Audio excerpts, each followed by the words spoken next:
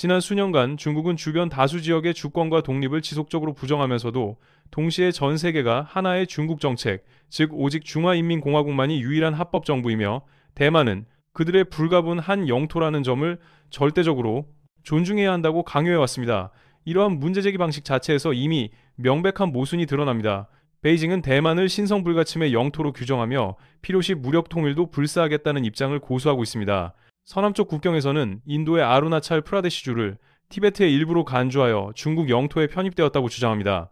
악사이친 지역과 라다크 일부는 1962년부터 중국이 시료 지배하고 있으나 베이징은 여전히 인도의 해당 지역 통제권을 인정하지 않고 있습니다.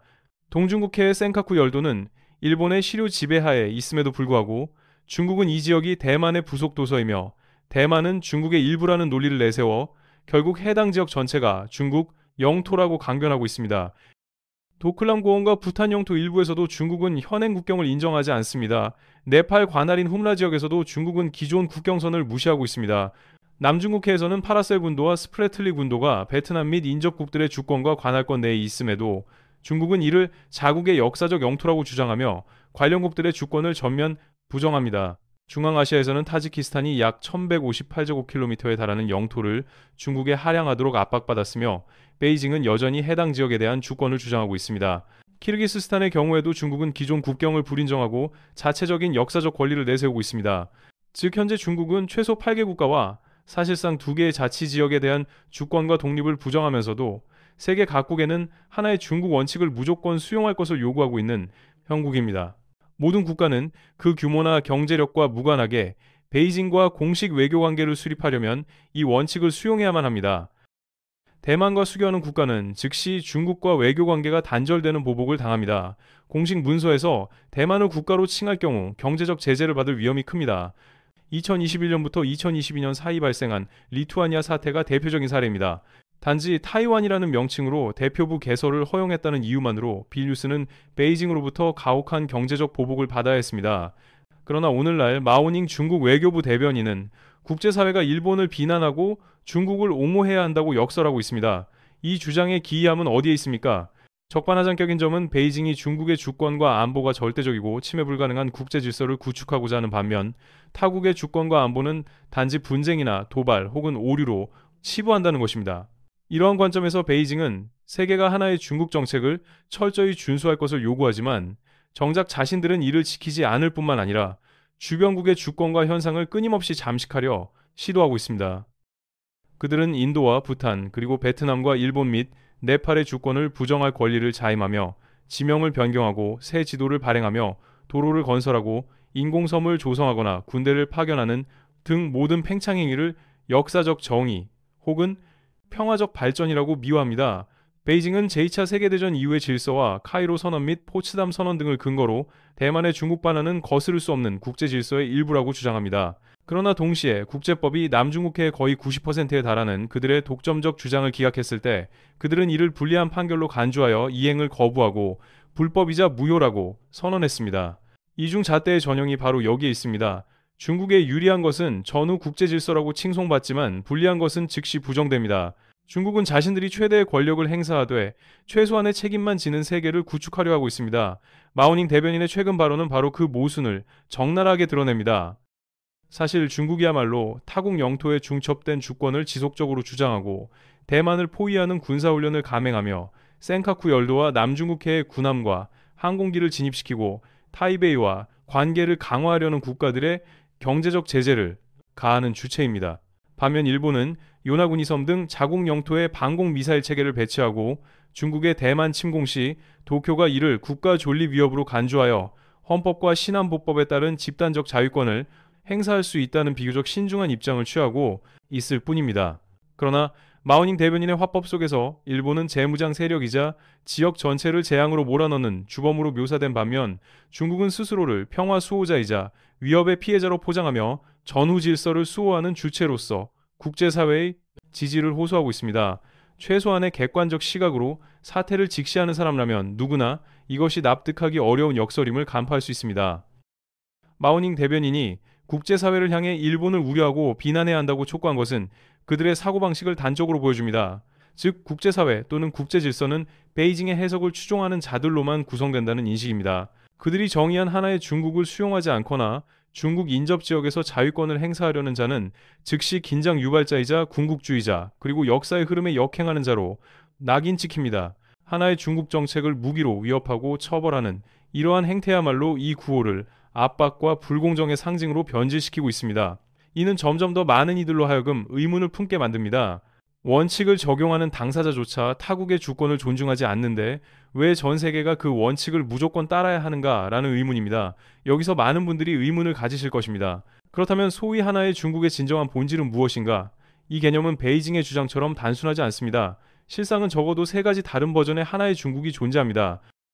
베이징의 해석에 따르면 오직 하나의 중국만이 존재하며 대만은 분리될 수 없는 신성한 영토입니다. 중화인민공화국은 전체 중국을 대표하는 유일한 합법 정부입니다.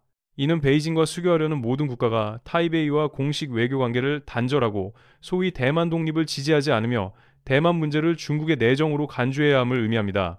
베이징에게 하나의 중국 원칙은 정권의 정당성과 직결된 생존을 위한 정치적 토대입니다. 만약 대만이 통제권에서 이탈한다면 이는 용납할 수 없는 전략적 실패로 간주될 것입니다. 반면 미국과 일본, 유럽연합 및 다수 선진국의 해석은 다릅니다. 그들은 대만이 중국의 주권 하에 있다는 점을 법적으로 승인하지 않습니다.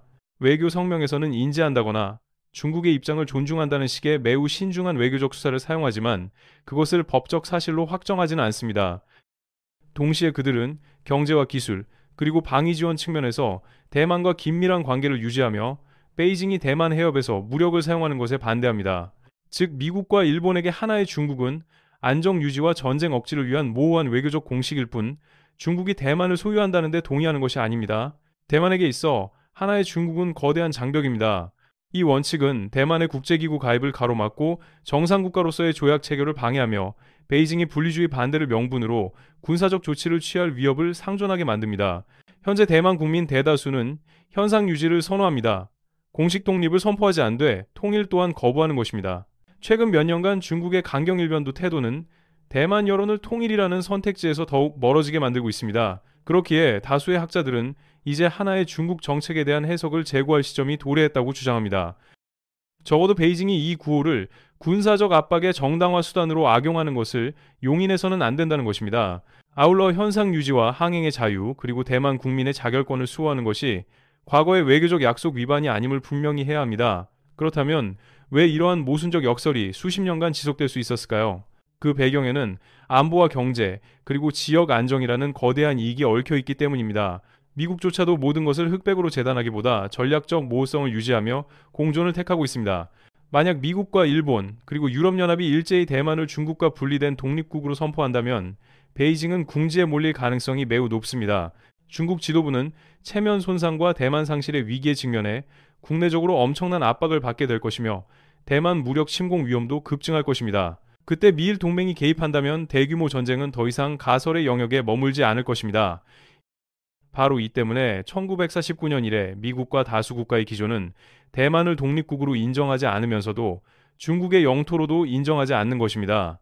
그들은 회색지대를 유지하며 말로는 중국의 입장을 인지하지만 법적 사실로는 수용하지 않습니다. 베이징과 광범위하게 교역하면서도 대만의 무기를 판매하고 무력에 의한 현상 변경 시도에 반대한다고 천명합니다.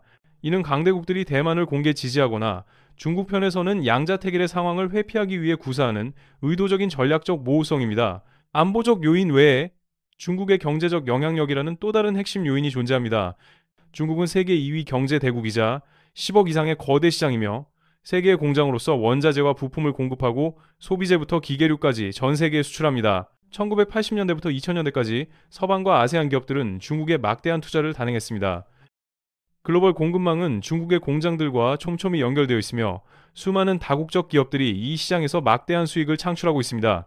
이러한 상황에서 대만이나 티베트 그리고 남중국해 문제로 인해 베이징과 경제관계를 단절하고 정면 대결해야 한다고 주장한다면 가장 먼저 반발할 세력은 재계와 투자은행일 것입니다. 정부는 물가 폭등과 실업난 그리고 공급망 붕괴라는 위기에 직면하게 될 것입니다. 전자산업과 전기차 그리고 재생에너지 등 다수 산업이 중국산 부품과 소재에 깊이 의존하고 있기 때문입니다. 냉정히 말해 많은 국가들이 문제의 심각성을 인지하고 있으나 정면 충돌에 따른 사회 경제적 비용을 치를 준비는 되어 있지 않습니다. 그들은 일정 수위의 비판을 가하면서도 비즈니스를 지속하고 시간을 벌며 공급망을 점진적으로 다변화하여 의존도를 낮추는 방식을 택할 뿐 단번에 관계를 끊는 결단은 내리지 못할 것입니다. 미국과 유럽연합, 일본 등 민주주의 국가 내부에는 두 가지 기류가 공존합니다.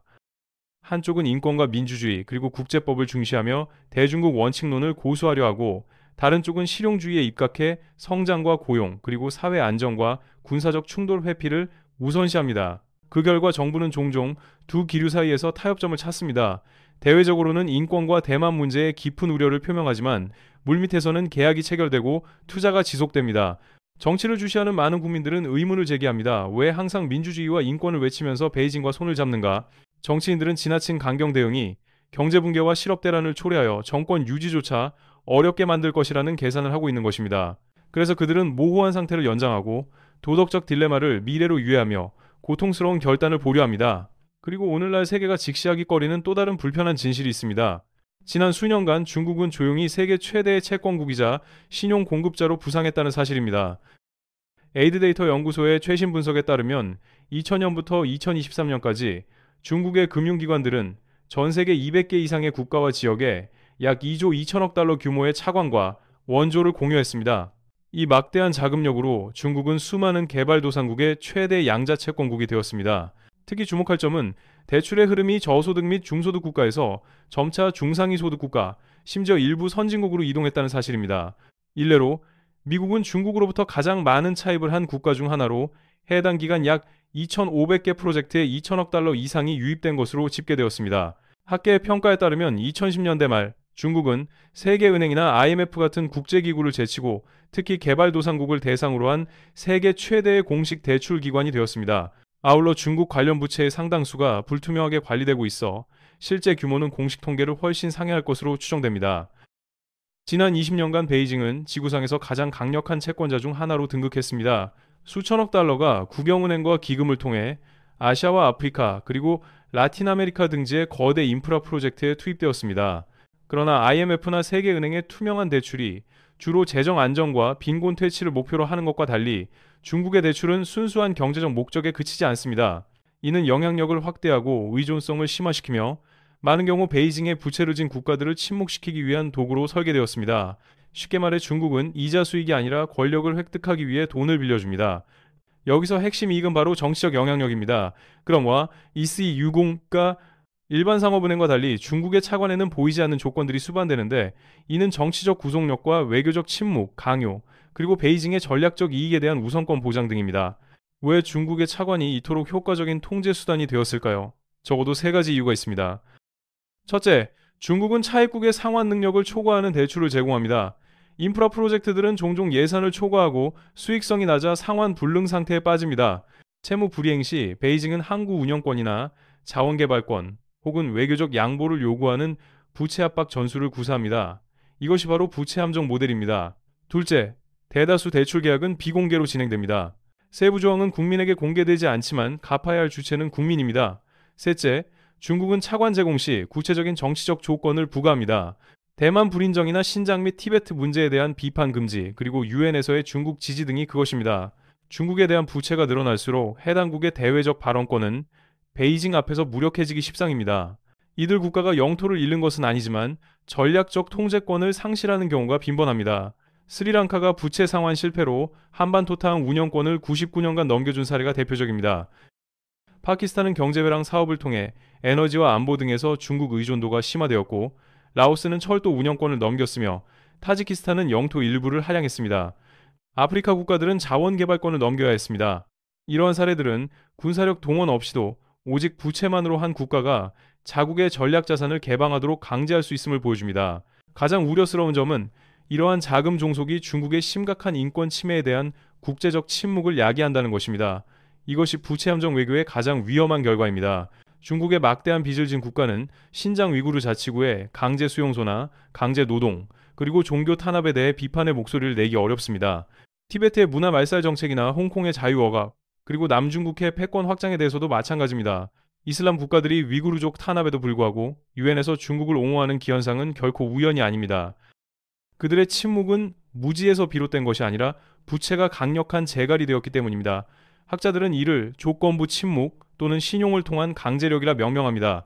중국 자본에 종속된 국가는 자율성을 유지하고 독자적인 목소리를 내며 추구하는 가치를 수호하기가 불가능에 가깝습니다. 부채 함정은 단순한 자산의 상실을 넘어 한 사회의 도덕적 발언권 자체를 박탈합니다. 그렇다면 미국과 일본도 중국에 대해 유사한 형태의 채무국일까요? 기술적으로 미국은 중국이 보유한 미 국채로 인해 채무국 지위에 있습니다. 허나 미국의 압도적 경제 규모와 달러 패권 그리고 금융 주도권은 워싱턴을 룰 메이커의 위치에 서게 하며 결코 벼랑 끝에 몰린 채무자로 만들지 않습니다. 중국은 시장과 채권이라는 지렛대를 가지고 있으나 이것만으로 미국을 인권이나 안보 문제에서 침묵시킬 수는 없습니다. 일본의 경우는 다릅니다. 일본은 GDP 대비 230%가 넘는 세계 최고 수준의 공공부채를 안고 있습니다. 그러나 일본 국채의 약 88%는 일본 중앙은행과 금융기관 등 국내 투자자가 보유하고 있습니다. 본질적으로 일본은 스스로에게 빚을 진 구조이지 중국이나 외국 자본에 종속된 것이 아닙니다. 오히려 대외적으로 일본은 세계 최대 순채권국 중 하나입니다. 2024년 기준 일본은 약 3조 7천억 달러 이상의 순대외 자산을 보유하고 있습니다. 비록 최근 독일이 그 규모를 추월했다는 보도가 있었으나 일본은 여전히 막강한 글로벌 순채권국의 지위를 유지하고 있습니다. 미국과 일본을 부채로 옥죄울 수 없으면서 오히려 중국 자신이 그들의 기술과 군사동맹에 역으로 의존하고 있기에 베이징은 미일 동맹을 두려워하고 경계할 수밖에 없습니다. 중국은 영향력 확대를 위해 하나의 중국 정책을 통한 외교적 압박과 부채 함정을 통한 경제적 종속이라는 두 가지 핵심 도구를 활용해왔습니다. 이 도구들은 개발도상국들을 중국의 영향력 아래 두는 데 주요했습니다. 자본과 투자가 절실한 국가들은 베이징의 조건을 수용하고 침묵을 택했습니다. 그러나 이 두 가지 수단이 통하지 않는 예외적인 존재가 바로 일본과 미국입니다. 이것이 베이징의 불안감을 증폭시키는 요인입니다. 역설적이게도 전후 수년간 중국은 일본으로부터 공적개발 원조를 받는 수혜국이었습니다. 오늘날 일본이 방위력을 강화하거나 대만 문제를 거론할 때마다 중국이 과민 반응을 보이는 배경에는 이러한 역학관계가 자리 잡고 있습니다. 베이징이 주도하는 질서에 굴복하지 않는 미일 동맹의 존재는 중국 지도부에게 끊임없는 전략적 공포로 작용하고 있습니다. 오늘의 분석은 여기서 마치겠습니다. 여러분의 다양한 고견을 통해 급변하는 국제 정세를 함께 통찰해 나가기를 희망합니다. 다음 시간에 다시 찾아뵙겠습니다.